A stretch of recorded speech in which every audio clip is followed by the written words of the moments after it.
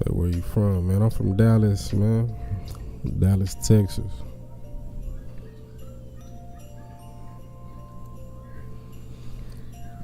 Yeah, I'm from Dallas, Texas, man.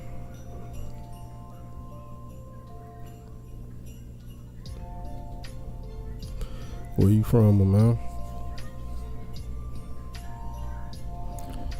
Give me some chapsticks on my lips won't be dry, man.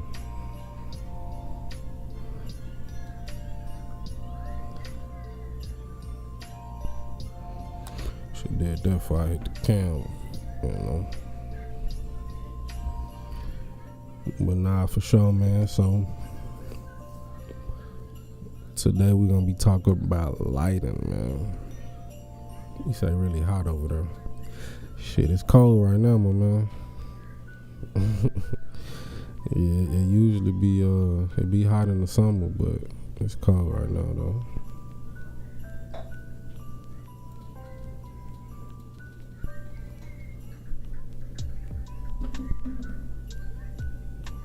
For real.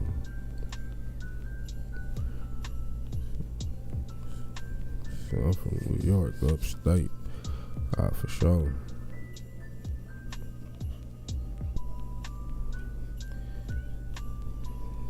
Up there from where Benny the Butcher from, huh?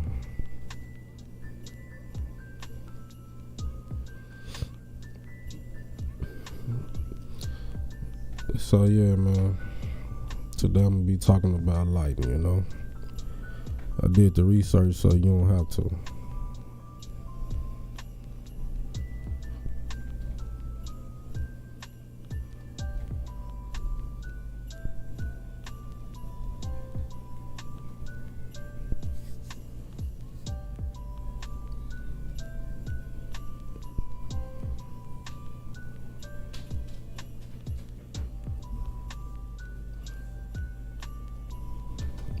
So what the weather like up there right now, man? I know it's probably pretty cold.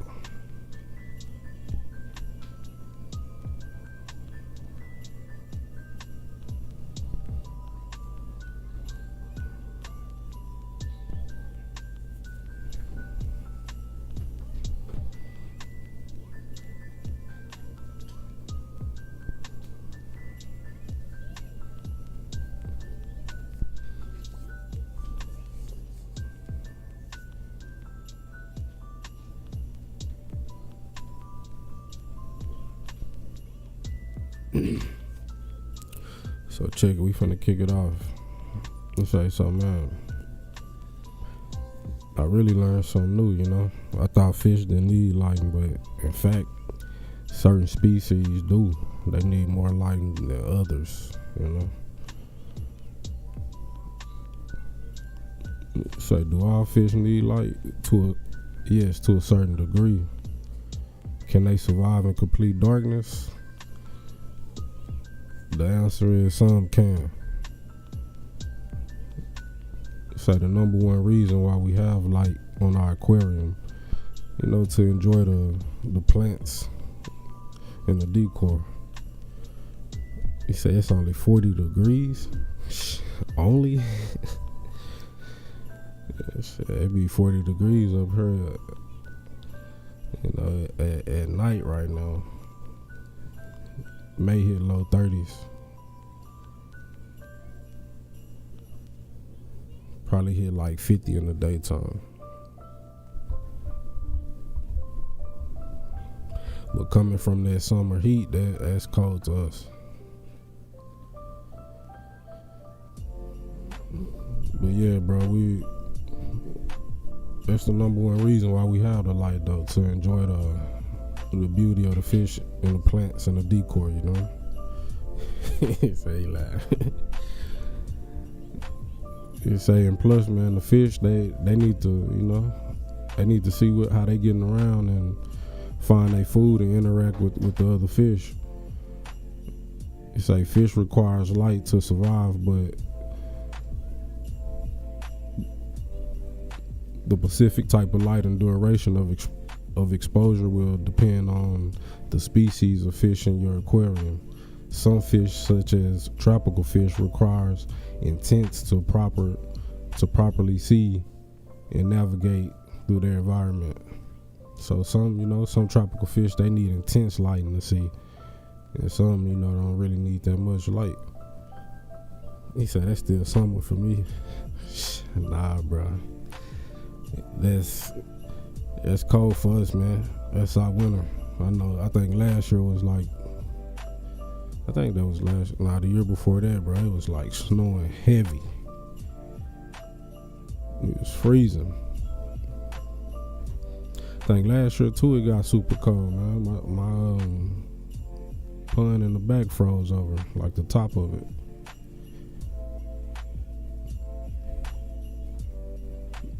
But yeah, man, like I was saying, some tropical fish, they require intense lighting to properly see, to navigate through their environment. But it says, is it okay to keep fish in complete darkness? It says if they're nocturnal, if you're keeping nocturnal fish, shrimp, and other species in the darkness, it will make them hyperactive for long periods, and it could cause stress on them, so you can't keep them in darkness all the time, even nocturnal species. So if you want to make sure your fish healthy, it's best to consult with the expert to determine the specific lighting needs of the fish. You could do some due diligence and do some research yourself to get some knowledge. Say last year we got negative 20, bro. I ain't never felt that. I can't even lie to you. I don't know what negative 20 feel like, bro. I ain't even trying to experience it either, really. Well, I ain't gonna say that. Just know I ain't really ready to experience, should I say. Cause that's cold, bro. Negative 20. I know your body get used to it, though.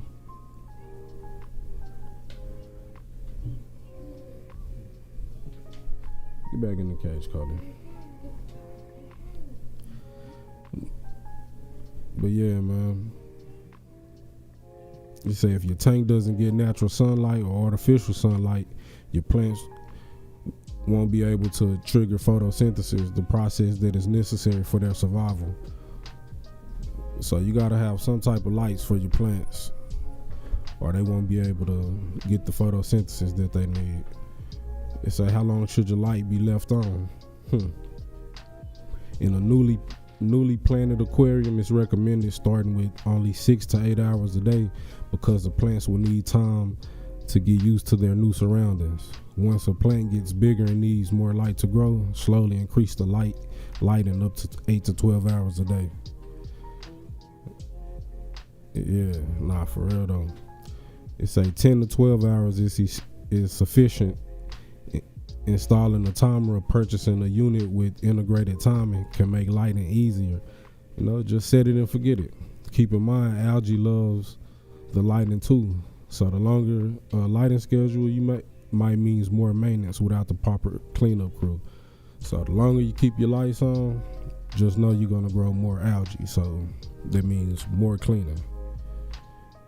In a freshwater planted aquarium, the use of LED lighting system for aquatic plants will promote the healthy growth of plants, which will restrict the growth of algae. So if you got LED lighting, that'll promote healthy growth for your plants, and won't cause that much algae for you.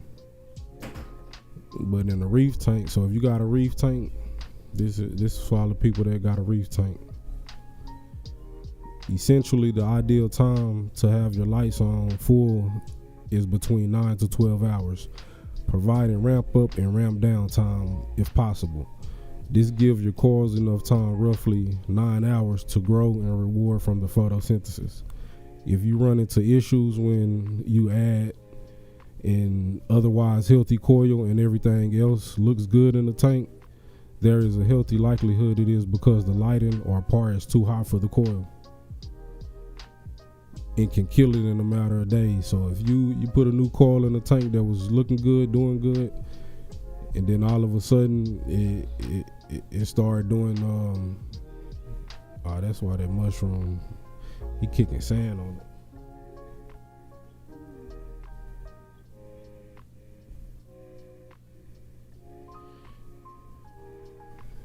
you tripping, man.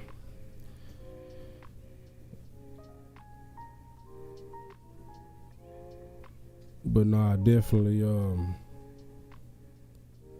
If you put your coil that was doing good in your tank, and then all of a sudden, you know, it's not doing too well, then maybe the light is too high for it. And too much light for a coil is toxic, so it can kill it in a matter of days. So, what type of lighting you use? Should I got a few different type of lights. On this lighting behind me, it's a stock light that came with the tank. Nothing too crazy. On the freshwater, same thing. It's a stock light that came with the tank. But on my other saltwater, I have it's some type of Fluval light, but it's for nano tanks. It's pretty good. You can control it on your app, on your phone. So shoot, I just have it on a custom setting. It comes on in the morning, goes off at a certain time. Hey man, appreciate it, man.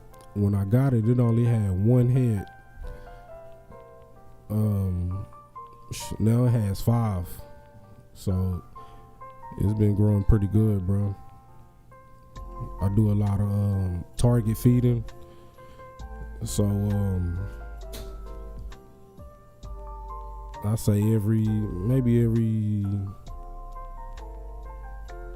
3 days, maybe, or maybe I say once a week. I say once a week sometimes. I'll feed the Duncan coil. I feed it reef roids, you know, get a turkey baster, boom, feed the tank. The Hollywood Stunner over there, it eats well. The Duncan eats well. Everything be good.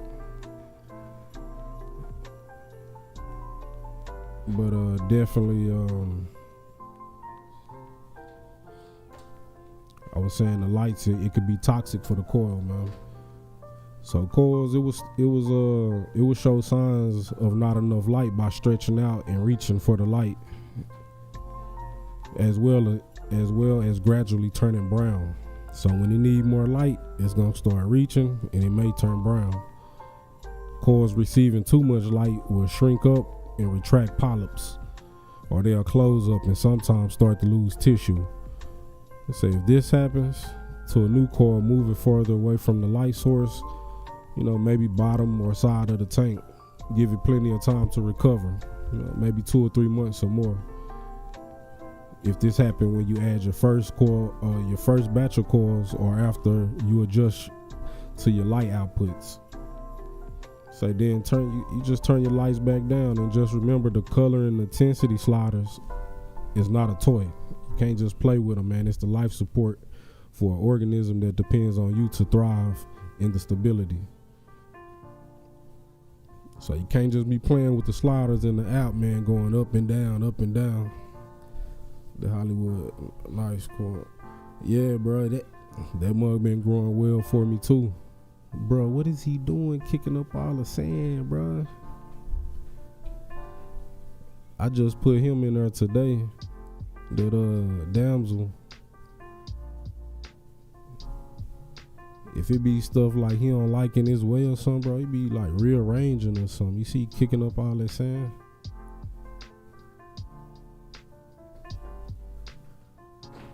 He tripping.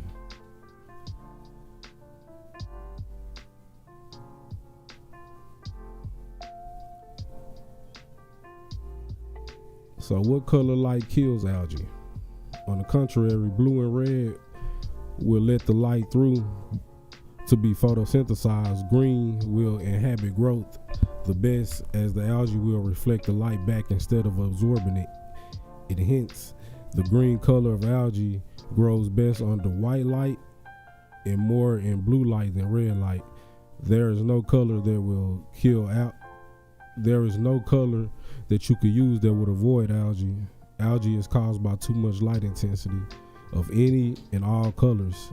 If the intensity is low enough, then the light can be on for longer times. Having said that, you could give yourself more room for error with bulbs that do have a green and yellow content. So if you got lights, LED lights that could have you could put on green and yellow tints, you can have your lights on, for longer, because those colors are not absorbed that much by the plants, as much by the plants.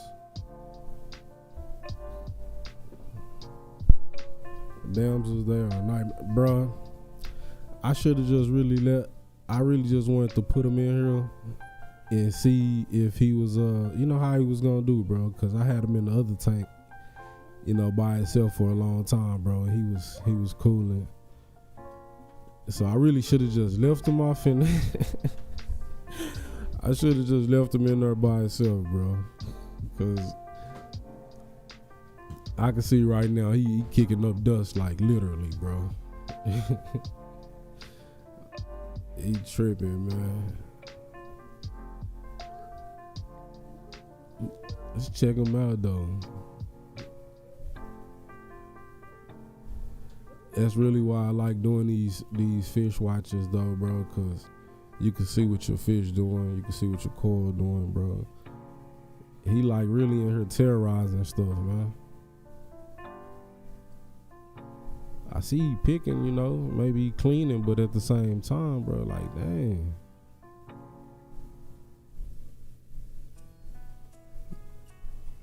I wonder your damsels around coils in a while.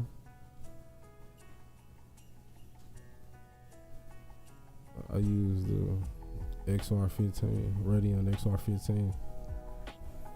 Nah, for sure. What type of coils you have?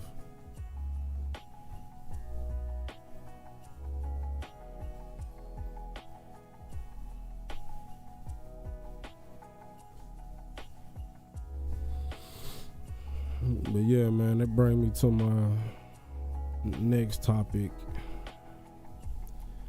the ultraviolet light.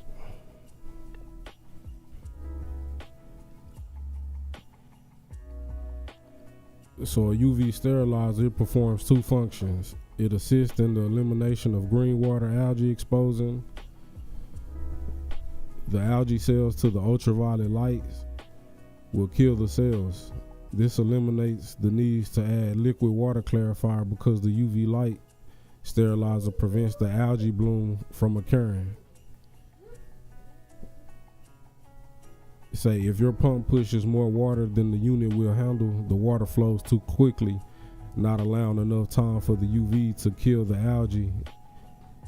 If your pond or your tank is larger than the UV is rated for, then it will usually still provide benefits in killing algae, but not to the degree you usually want it.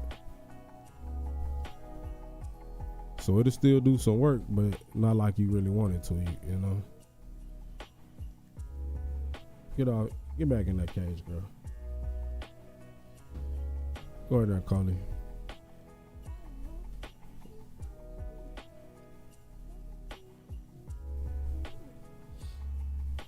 So UV sterilizers, they do some good work on some algae.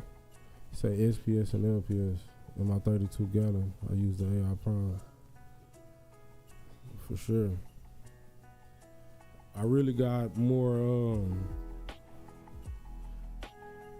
Look like I really got more LPS than it. Well, I don't even have any. I got one SPS in here now, cause I did have some bird nests in here, man. But I think like once I changed the flow or something on them, either they didn't like that too much or they was already they already had star S10 and probably under the bottom or something, but I didn't see it. But once I changed the flow on them, it was over with. It started to slowly take over them, but that was the only cause something happened to. Everybody else was good, so that's why I didn't rush into doing like no dosing or anything like that, because everybody else was good.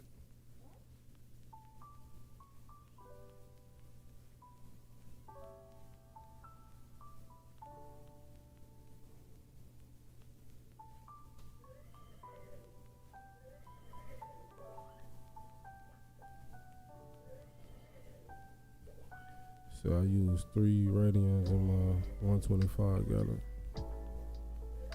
Yeah, that's cool, bro.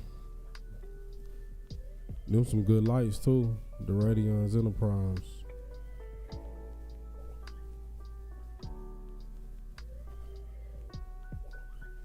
So I was doing some I did some more research on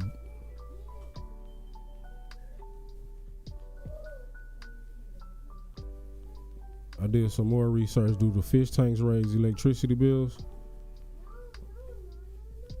A tropical fish environment usually requires a higher water temperature, making it more expensive to heat.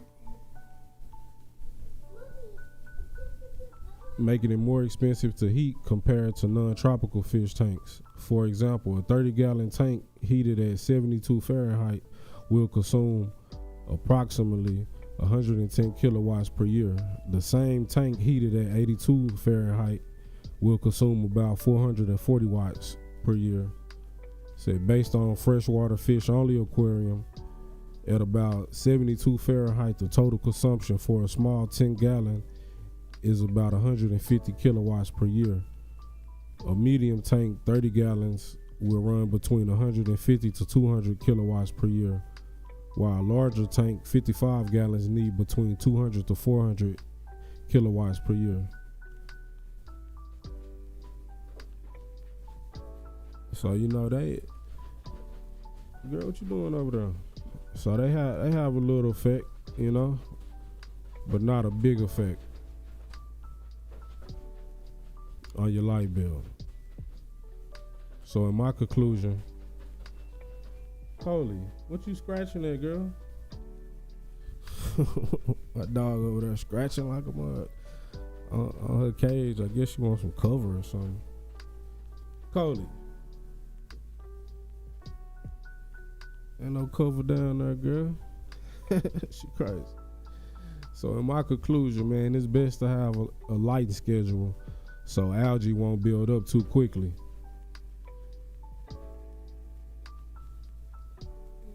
It's best to have a lighting schedule so algae won't build up too quickly, man. Because in this past week, I've been going live. I had the live going for a whole 8 days. So I did a lot of observing during those 8 days. So like I said, it's best to have a lighting schedule so algae won't build up too quickly. I noticed in the past week with me having my lights on for longer periods of time, the algae have started to grow stronger. As before, when I had it on the set schedule, the algae started melting away. So I had started noticing that the algae had just started peeling off the back wall. It had started peeling off of the wave makers. Like, it had just started melting away. But then once I started doing the live and keeping the lights on for longer, it's like it grew stronger. The algae started to grow stronger as when before, like I said, I had it on the set schedule. It started melting away. Like something was eating it. I don't know if the copepods was eating it, or it couldn't have been that because I didn't change anything in my routine. I just started leaving the lights on longer, So that led me to believe, or not even believe, I'm pretty sure it's a known fact with higher intensity and longer lighting schedule, the algae will grow more quickly.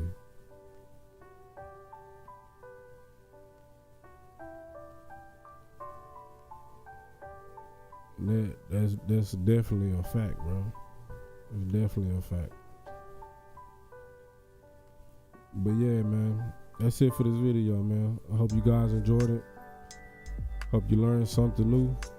And until next time, be great, be you, man.